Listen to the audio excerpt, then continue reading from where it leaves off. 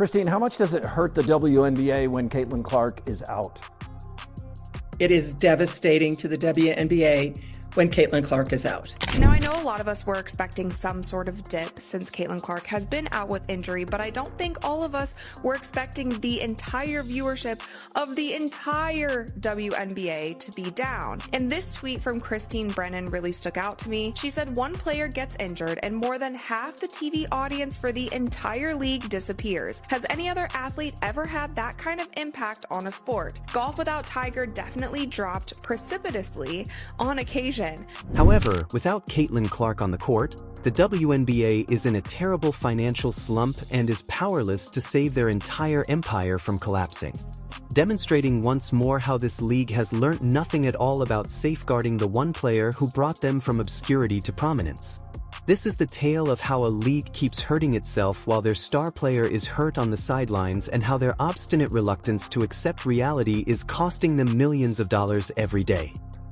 And the truth is the truth, and the data is there. And what we saw when Caitlin was out the last time, the 5 games that she missed earlier in the season, the WNBA's viewership dropped more than 50%. Not just the Fever, but the entire league. Facts are as scarce in this day of stage drama and social media controversy as sold-out WNBA games without Caitlin Clark. The stark reality of the league's reliance on a single player was made public when Clark was sidelined on May 24th due to a quad injury. We are witnessing a recurrence of the incident now that she is sidelined for an indefinite period of time due to a groin ailment. Quad injury jumped to her groin likely because of compensation. But the thing that you have to be careful of is if, say, you try to rush her back from this injury as well, then you're getting into this territory where a very serious injury can happen. That is what the Indiana Fever, that is what Caitlin need to avoid the best that they possibly can. So if it means that Caitlin is out for 3 weeks, if it means that she is out all the way through All-Star, then so be it. With games involving the Indiana Fever seeing a 53% decline in viewing, nationally broadcast WNBA viewership fell by an astounding 55%, from an average of 1.8181 million while Clark played to only 847,000 without her. This is when the narrative becomes really absurd, though. And by absurd, we mean inevitably disastrous for a league that doesn't take responsibility for its own errors. Clark went down. The WNBA ratings have dropped over 55% across the board. Hey, guess what, guys? The league is Caitlin Clark. The league is Caitlin Clark.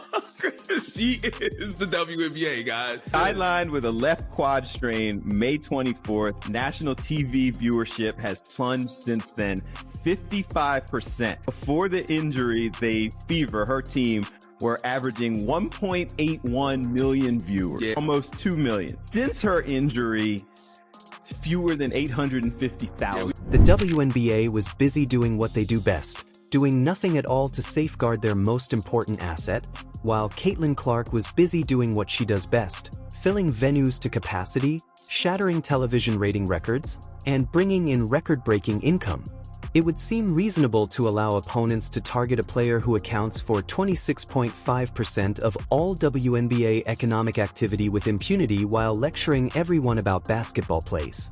What's so intriguing, and by intriguing I mean extremely enraged, is how this same situation has transpired previously. However, the league doesn't seem to be able to grow from its past.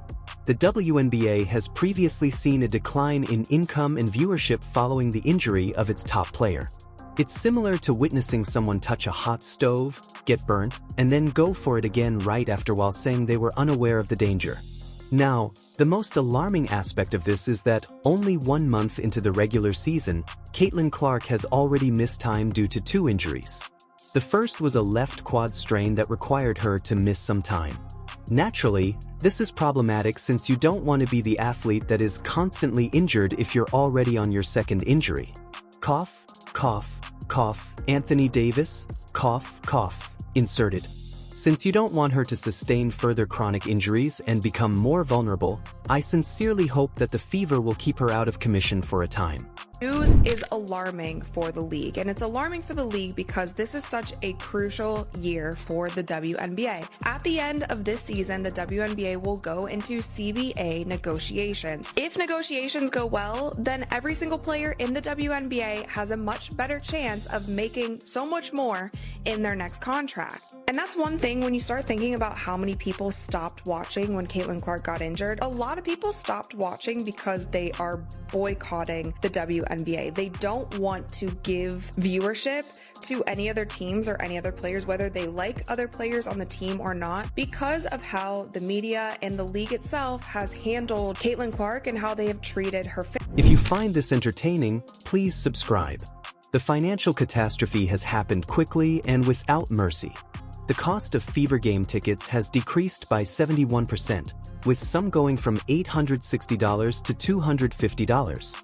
The average cost of tickets for all of Clark's missing games dropped from $1,370 to $80, a startling drop that says a lot about who really generates interest in this league. Road games that were rescheduled to bigger venues, especially to meet the demand for Clark tickets, are now having trouble filling arenas that would have been overflowing with people if she had been there. One of the season's most anticipated games, the Chicago Sky vs. Fever rematch, saw ticket prices plummet from $210 to $95. This contest had previously attracted 2.25 million people, making it one of the most viewed WNBA games ever. However, without Clark, it turns into simply another game that casual viewers aren't interested in seeing. What's really concerning about this is the fact that we are only a month into the regular season and Caitlin Clark has already been out with 2 injuries. With the first one being her having to miss some time with a left quad strain. Now, of course, this is concerning because if you're already on your second injury, you don't want to be that player that is always hurt. Cough, cough, Embiid, cough, cough, Anthony Davis. So I really do hope that the Fever really sits her out right now for a while, only because you don't want her to have more long-term injuries and be more prone. One of the most outspoken critics of the WNBA's treatment of its star player is veteran sports writer Christine Brennan, whose next book, On Her Game, Caitlin Clark and the Revolution in Women's Sports, promises to reveal the league's shortcomings. Following yet another instance in which opponents singled out Clark, Brennan stated, "The WNBA continues to fail to meet the moment. This is what people see when they watch in greater numbers than ever before." Brennan's critique gets right to the point. According to league figures, Clark alone attracts almost half of the league's television viewers. However, they still let her to get harsh fouls and cheap shots that are just intended to scare their main attraction. It's similar to witnessing a restaurant owner let patrons taunt the chef, whose food is the sole draw for patrons.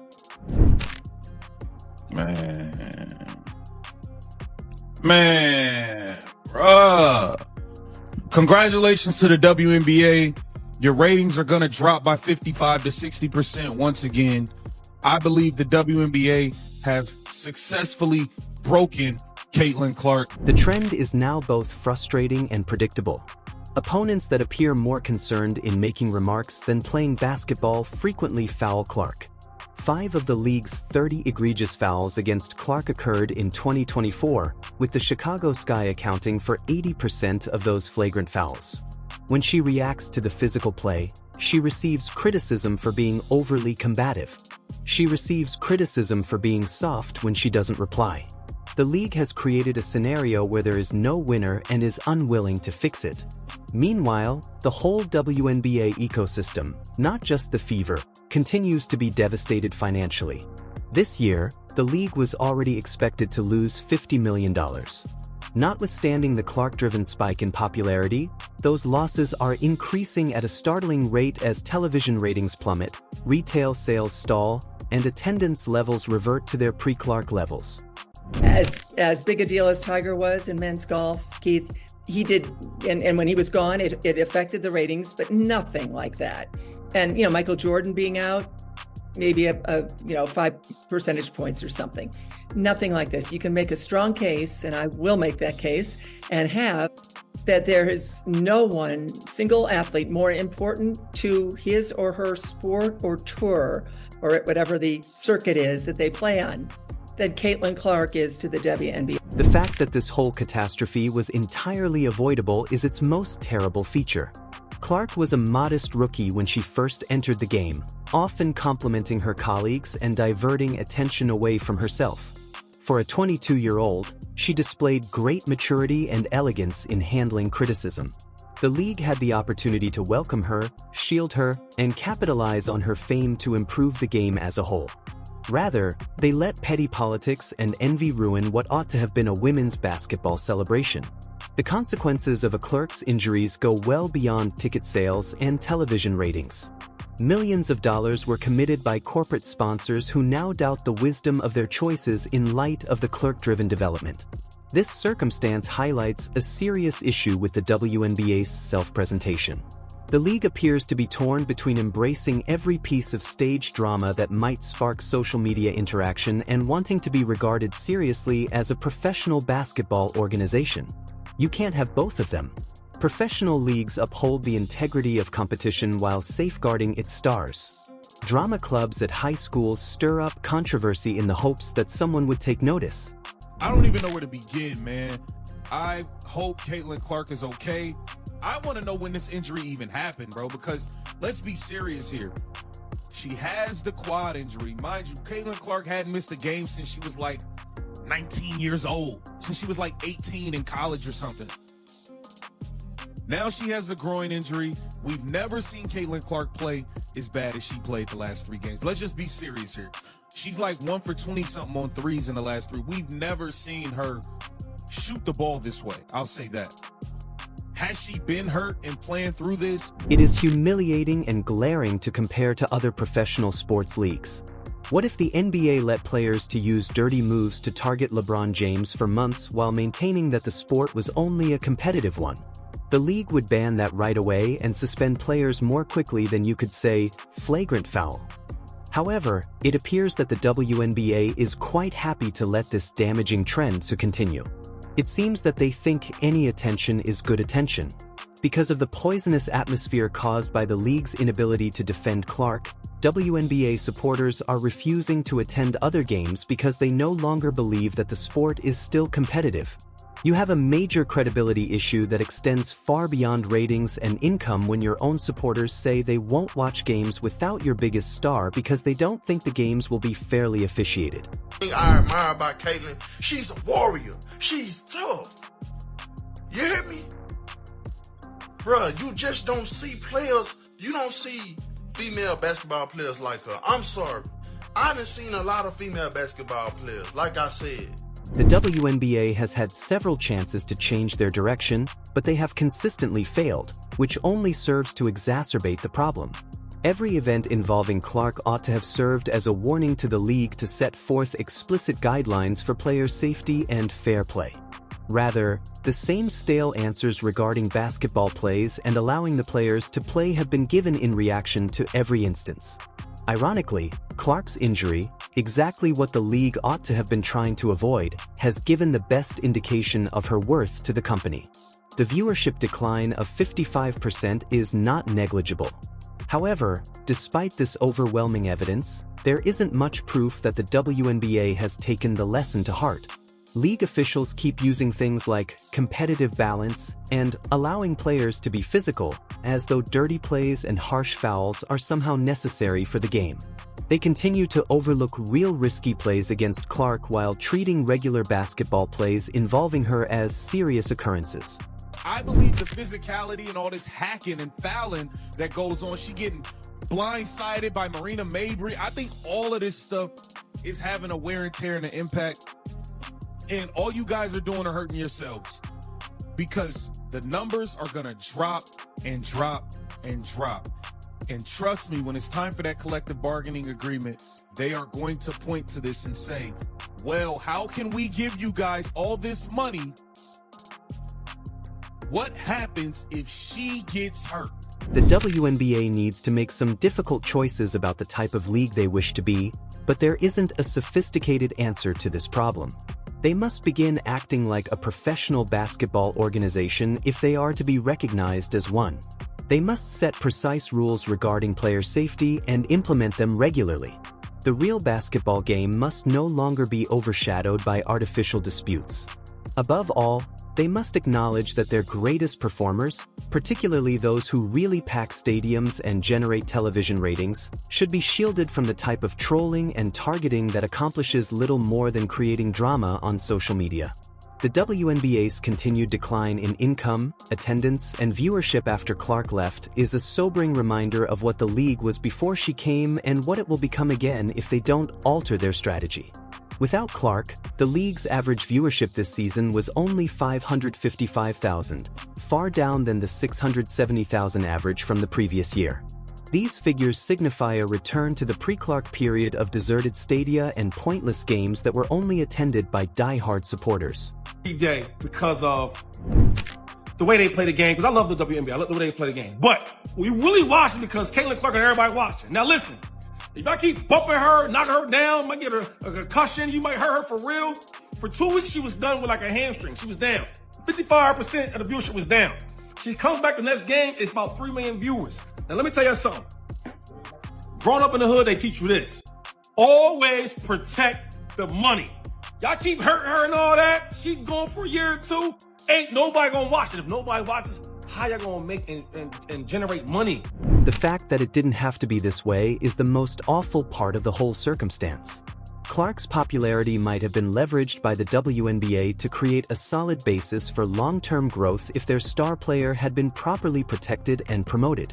Rather, they have constructed a house of cards that falls apart as soon as their greatest draw leaves the court. The WNBA will keep going through these boom and bust cycles where the presence or absence of one player dictates whether or not anyone bothers to pay attention until they figure out how to safeguard and promote the players who genuinely generate interest in their league.